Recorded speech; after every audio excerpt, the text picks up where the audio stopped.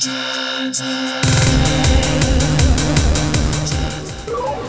guys, we are in the basement and today we're going to do another John's Arcade on the road. Now listen, in the last video we went to Los Angeles, California and we visited the Vintage Arcade Superstore and it was an awesome time. It was this giant warehouse full of games and if you missed the video, be sure to go back and watch that. But anyway, when I was in Los Angeles, I also filmed some other footage. Because you see, there is this guy named Koolmoecraig. Now, Koolmoecraig is always posting images and photos on Klov, KLOV.com. It's an arcade forum, check it out.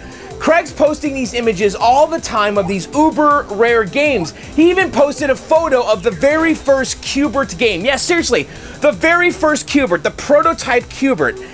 And well, I knew that Craig lived in the Los Angeles area, and I'm thinking to myself, man, I'm in LA, I know this Koolmoecraig guy is here, I know this guy Craig's got some amazing rare games, he's constantly posting photos, he's always got this super rare stuff. I'm like, hey, I'm in Los Angeles, I need to find this guy.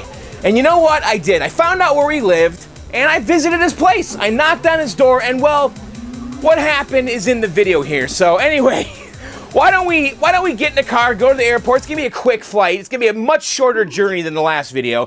And let's go to Koolmoecraig's and check out his uber rare collection of games. All right, guys, let's go.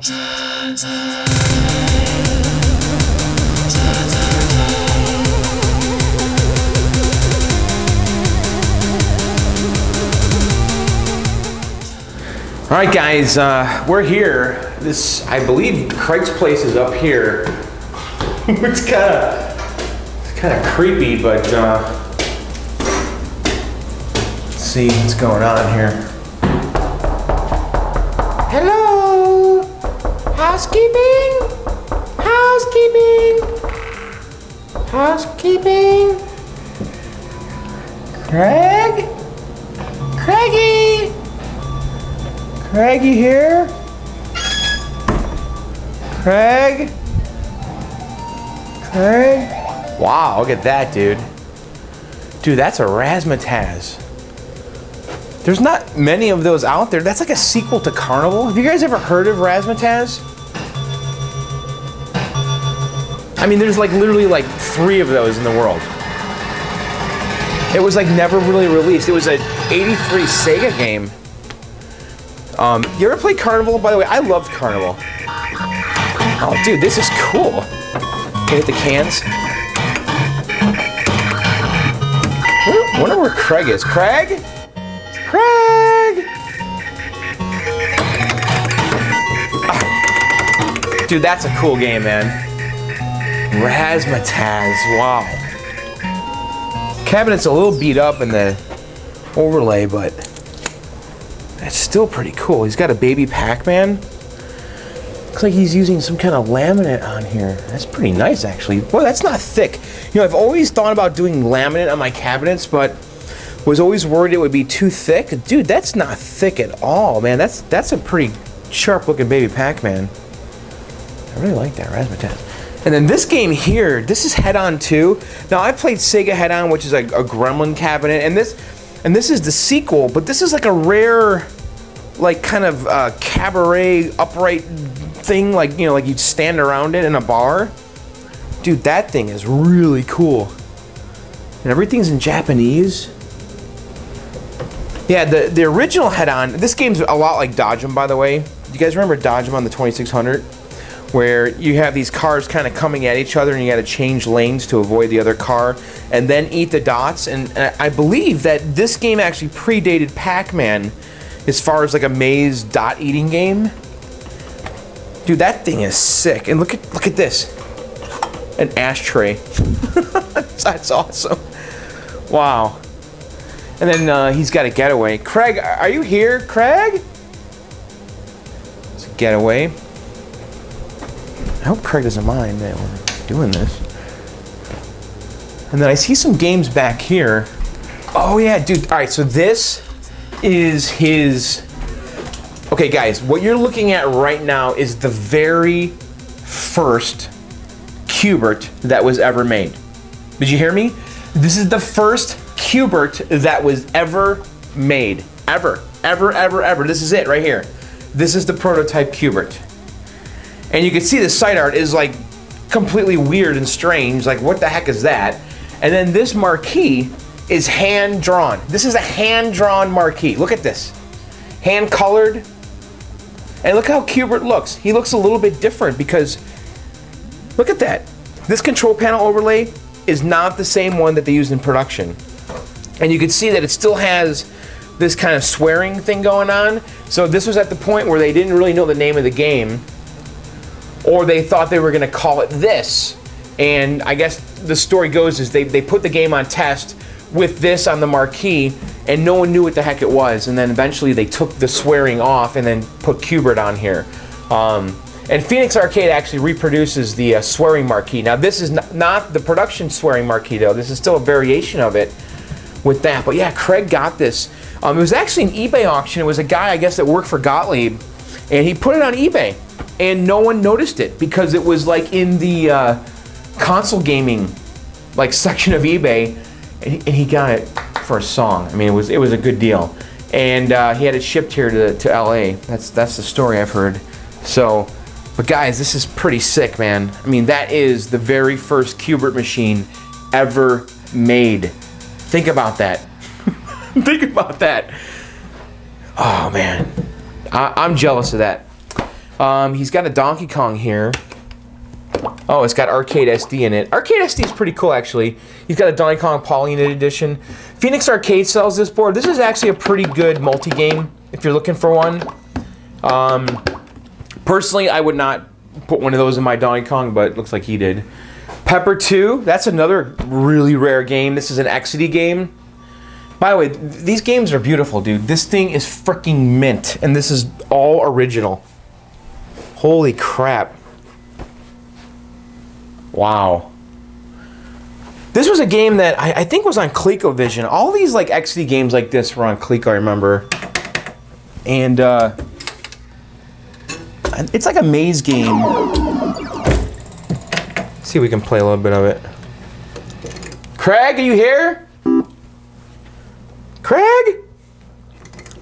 What the hell's going on here? Please stand by. Pepper II version 8. What is that? I don't know. Unless it reset or something. I love the artwork though. And he's got a Tutankhamun, which I also think is cool. It's a Stern game. I'm not really sure what's going on here though. It looks like it's broken. Nice looking cabinet though. And then a brake shot. My buddy Riggy has one of these. It looks like Craig changed the back glass though. Not sure what's up with that. Because the original back glass had like these girls on it. Kind of like a very 90s looking artwork style. Like, looked like Seinfeld or something. But let's see if we can play this game.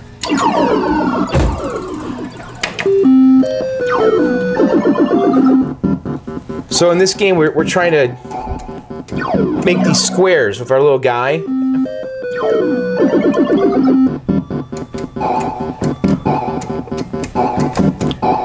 Oh, fuck.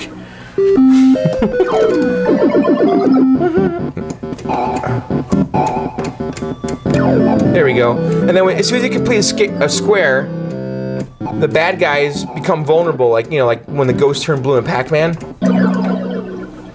That's pretty awesome. I like that game.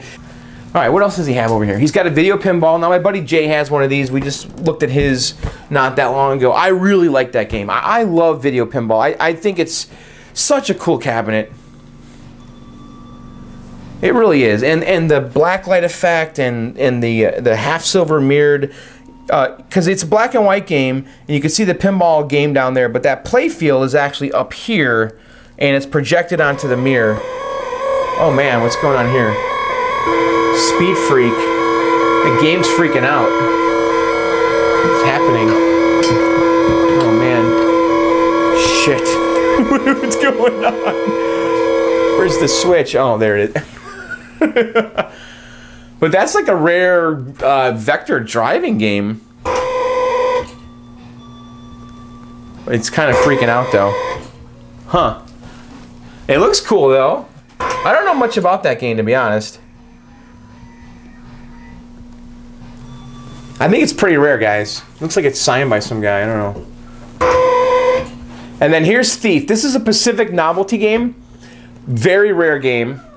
And I believe Craig got a bunch of these games. I don't know. These were like games that were like, I don't know, in the company's break room or something, or prototype games, or games that they brought to a trade show. And this Theif is actually in a lighter colored cabinet, which I believe is the cabinet they use for NATO defense.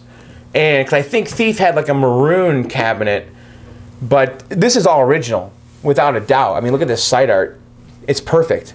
And Theif is really cool. It's actually like a it's like a Pac-Man type driving game where you're driving around a maze trying to get money, but you're being chased by these cop cars instead of ghosts. And what's cool about it too is that this game also has a cassette player, just like Journey. And but the whole time you're playing the game, the cassette is playing like this kind of like a radio chatter, you know, like Car 54, the Theif is on Ventura and Vine, you know, stuff like that. So let's see if we can play a game. Oh, crap. I wonder if I got a quarter. Here we go.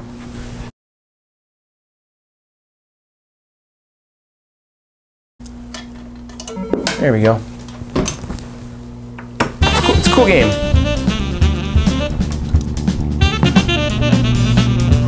There's a cassette player. He put NWA in it. See, right now it should be going, Car 54, Car 54, where are you? The Theif is on Ventura Boulevard, Car 54. Oh my God, the Theif! The Theif just sideswiped the car! So you get them, when you get the dollar bills, you can, it's just like Pac-Man. It is actually a really good game though. It's fun. Awesome game. Well, that's pretty awesome, man. Well, Craig's got some pretty badass stuff, guys. I gotta say, I'm impressed. I mean, the condition of this stuff is just like, this is like, look at how beautiful this game is. I mean, seriously, this looks like it was made yesterday. I mean, look how clean this is. The vinyl. Holy cow, man. Some good looking stuff, so. Alright, well, I don't know where Craig is. I guess we'll just go home or something. Craig? Craig? Craig, you here? Craig? Oh, fuck. Alright, guys. Let's get out of here. I don't know. I don't like how this feels. Let's just go. Alright, guys, let's go back to the basement.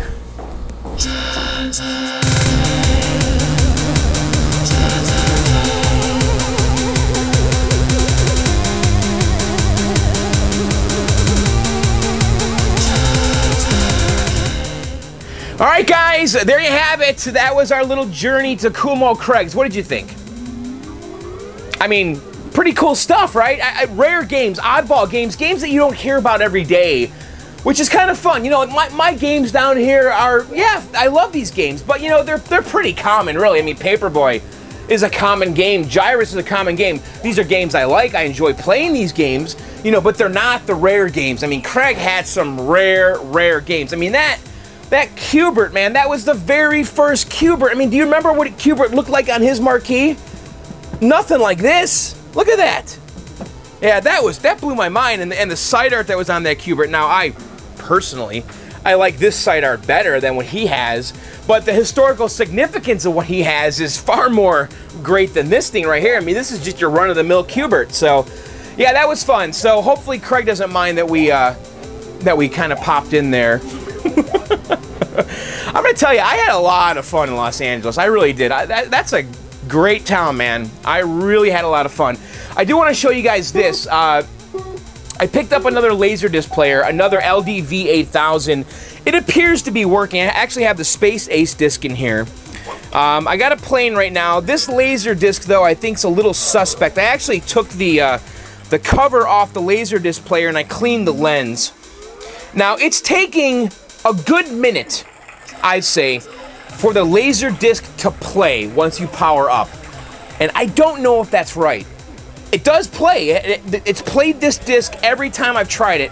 And I've been power cycling this I'm gonna like test it like about 20, 30 times before I put this in my game, because I don't feel like putting this in the game, you know, closing the game up, putting it against the wall, and then it breaks a week later. So I'm gonna test this thing out and really make sure that it boots this disc every single frickin' time, because I don't want to go through what I just went through with the other one that died after a week. Then I had to put the original ROM card back in. It was a mess. But I took the player apart and I cleaned the lens with a little bit of alcohol right here and a cotton swab, and then I blew it off with the air here, the dust remover spray, and it didn't seem to make a difference. I also cleaned the disc, which was kind of brave, but I used some Novus 2 and a guitar cleaning cloth right here. This is kind of lint-free. This is for cleaning guitars. So I used that with some Novus 2, and I really shined that disc up. And I think this disc has some laser rot, though. It seems really staticky. Look at that, see? And I think it's going to stop now. Yeah, see, it's been doing this. There's some, like, dropout. See, the player just stopped, and now it's going to start back up again. And then it's going to start playing again. And it's like there's bad tracks or something on this disc, because it does eventually resume. Oh, wow, look at that. It just died. What's going on? Is it going to play? It says that it's playing. Or did it reach the end of the disc, maybe? Let's see what happens if we press play. Nothing's happening here. Press stop. Yeah, so it is behaving. My other player wouldn't respond to any controls. You could press stop. You know, this is an LDV 8000, which is considered the best Laserdisc player ever made. I got this for $100 on eBay. So we press play. It is responding and working. My other one was not doing anything. It wouldn't respond to any kind of touch. And I'll show you guys here. It's gonna blink play, and there it goes. It just started. So that was pretty good. It might have reached the end of the disc. I'm not positive. I doubt it, though. I think this disc, this Space Ace disc I got, has bad tracks or something, because it will play, and then it gets to the same spot every time, and it conks out. So I think it's the disc. I'm pretty positive, because it's the same exact spot every time that it freezes. So I think I got a shit disc, which is... If anyone knows of a cheap Space Ace disc out there, let me know. I mean, it's funny, you know, being a Laserdisc guy, which is what I am now. It's kind of, I'm finding out now that it's a lot of, you're gambling. You're gambling with your money, because you don't know what you're buying, because a majority of the stuff that's on eBay is untested. You know, this Laserdisc was untested. The Laserdisc itself looks perfect, pristine. If I showed you this Laserdisc, you would say, oh yeah, that's a pretty nice Laserdisc. Put it in, and you see the static here? That's like from laser rot, and then it keeps stopping in the same spot. Same thing with the Laserdisc players. Majority of them are untested. And you know what? I think the people selling them are being honest. I think that these really are untested. How many people today can test a Laserdisc player? How many people even own a Laserdisc? You know, so I think people are getting these as surplus electronics, and they just don't have a way to test them. And I actually think they're telling the truth. And so I bought 2 of them untested, and they didn't work. Well, the first one worked for like a day, and then it died. And then I bought a 4400, and when I plug it in, it just clicks. And you can't open the drawer, you can't do it. It just goes click, click, click, click. And then this one I bought, it was tested. It was working in the eBay listing, and I got it today, and yeah, so far so good. So I'm going to test this out really well, and then once I'm confident that this thing's going to work every single time, I'm going to put it in the Dragon's Lair, and then I'm going to enjoy that Merlin card, and of course the fluid nature of this player itself. But I'm curious to see if Space Ace will work well in the game. See, there it goes, right there. It crashes every single time at that spot. And then it stops, and then it starts back up again, and then the disc just resumes. So it's like there's a bad track on the disc, because like I'm telling you, it's every time at that spot it does that, and then it resumes right there. So anyway, enough of that, guys. So yeah, this is kind of like a little bonus video. You know, I shot that footage of Craig's, and I just thought his games were amazing, and I wanted to share it with you guys. Hope you enjoyed it. So. I do release these videos typically every Sunday, and sometimes in between. This is one of those in-between videos. If you guys have never subscribed to my little channel, now would be a great time to subscribe. Go ahead, click that subscribe button. That way you can keep up with these awesome videos. I do restores, I do road trips, I visit friends' arcades, I do game reviews.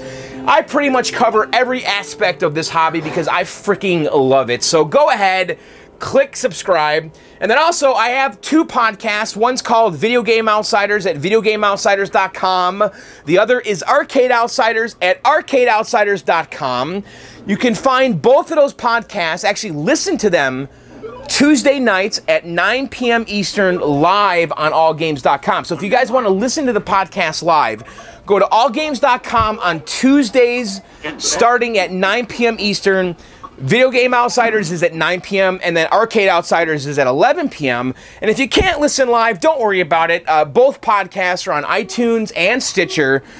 Just go on iTunes or Stitcher and search for Video Game Outsiders or Arcade Outsiders and you'll find us, and subscribe to those with your favorite podcast player. So anyway, all right, that's it. That's it for this video. The next video is absolutely going to be a Journey restoration video because we've got a long weekend here with the holiday, and I'm going to be in that garage. And honestly, I don't want to promise this, but my goal this weekend is to have the Journey completely finished and in the basement, assuming the paint dries and we can get the side art on. But we're going to be done, if not completely done, almost close to done. It really depends on if the paint's completely dry to put the side art on. And if it is, we're going to put the side art on and then get that game down here. So, all right, guys, that's it. I know I'm rambling. I'll talk to you guys later. Thanks for watching, and we'll see you next time. Later, and bye.